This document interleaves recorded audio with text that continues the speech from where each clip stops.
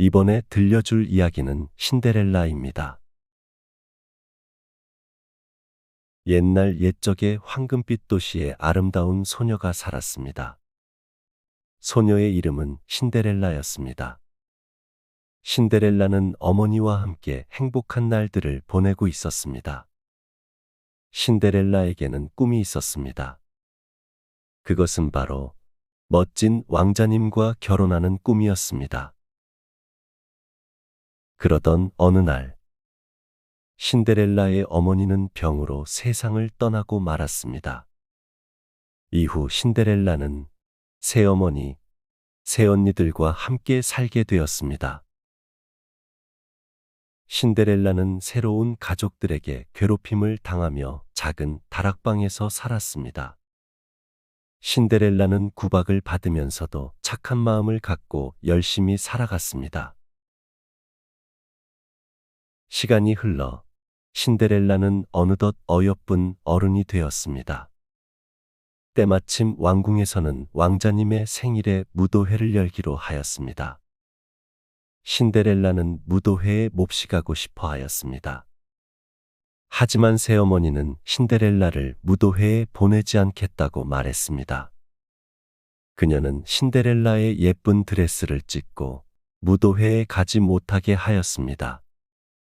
그리고는 서둘러 언니들을 데리고 무도회로 향했습니다.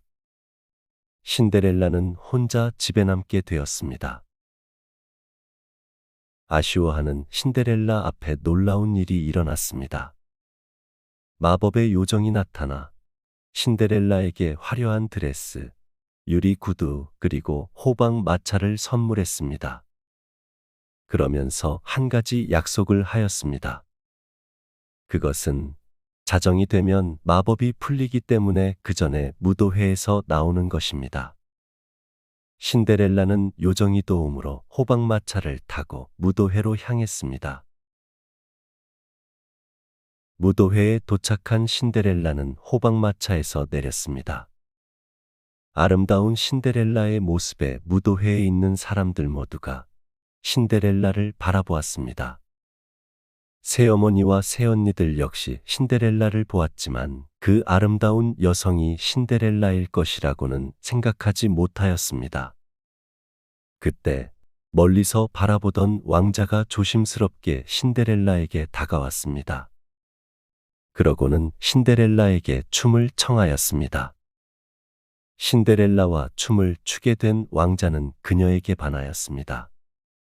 그러나 시간이 흘러 자정이 가까워졌습니다. 놀란 신데렐라는 왕자의 손을 뿌리치고 서둘러 도망쳐 나왔습니다. 그러던 중 유리 구두 하나가 벗겨지고 말았습니다. 왕자는 신데렐라를 따라갔지만 신데렐라는 더 이상 보이지 않았습니다. 덩그러니 놓여진 유리 구두 하나만 있었을 뿐이었습니다. 왕자는 그날 만났던 신데렐라를 몹시도 그리워하였습니다. 그날 만났던 신데렐라를 다시 만난다면 반드시 결혼하겠다고 마음먹었습니다. 그리고 유리구두를 가지고 신데렐라를 찾기 위해 왕국의 모든 여성에게 구두를 신겨보기로 하였습니다. 왕자는 유리 구두의 주인을 찾기 위해 나라의 모든 귀족 여성에게 구두를 신겨 보았지만 찾을 수 없었습니다. 결국 신데렐라의 집까지 찾아온 왕자는 신데렐라의 언니들에게 구두를 신겨 보았습니다. 하지만 신데렐라의 언니들의 발에는 유리 구두가 맞지 않았습니다. 포기를 하고 돌아서려던 그때 왕자의 눈에 신데렐라가 보였습니다. 신데렐라의 새어머니와 언니들은 신데렐라는 무도회에 간 적도 없다며 구두를 신지 못하게 하였습니다. 하지만 왕자는 신데렐라의 모습을 보며 구두를 한번 신어달라고 부탁하였습니다. 신데렐라는 부끄러워하며 조심스레 유리구두를 신었고 놀랍게도 신데렐라의 발에 유리구두가 꼭 맞았습니다. 그 순간 신데렐라는 무도회 날처럼 화려한 드레스를 입은 공주의 모습으로 변하였습니다. 그 모습을 본 왕자는 신데렐라를 찾았다며 몹시 기뻐하였고 신데렐라에게 청혼을 하였습니다. 신데렐라는 왕자의 청혼을 받아주었습니다. 왕자는 신데렐라를 괴롭힌 새어머니와 언니들을 벌주려 하였습니다. 하지만 마음씨 착한 신데렐라는 그들을 용서하겠다고 하였습니다. 왕자는 신데렐라의 말을 듣고 그들을 용서해 주었습니다. 그리고는 신데렐라와 왕자는 왕궁으로 돌아가 행복한 삶을 살았습니다. 이번에 들려드릴 이야기는 백설공주입니다. 옛날 옛적에 수피왕국에 아름다운 여왕이 살고 있었습니다. 그녀는 자신과 닮은 예쁜 여자아이를 가지고 싶어 하였습니다. 어느 날 숲의 요정이 그녀를 찾아와 소원을 들어주었고 아기가 태어났습니다. 그리곤 백설공주라고 이름을 지었습니다. 왕국의 숲속 어딘가 무서운 마녀가 살고 있었습니다. 마녀는 거울에게 매일 물어보며 자신의 아름다움을 확인하고 싶어 했습니다. 거울아, 거울아, 이 세상에서 가장 아름다운 사람이 누구지? 라고 묻자 거울이 대답하였습니다. 북쪽에 있는 수피왕국의 여왕님이 세상에서 가장 아름다우십니다. 라고 대답했습니다. 화가 난 마녀는 수피왕국의 여왕을 죽이기로 마음먹었습니다. 무서운 마녀는 노파로 변장하였습니다. 그리고는 수피왕국 여왕을 찾아가 독이 든 사과를 건네주었습니다.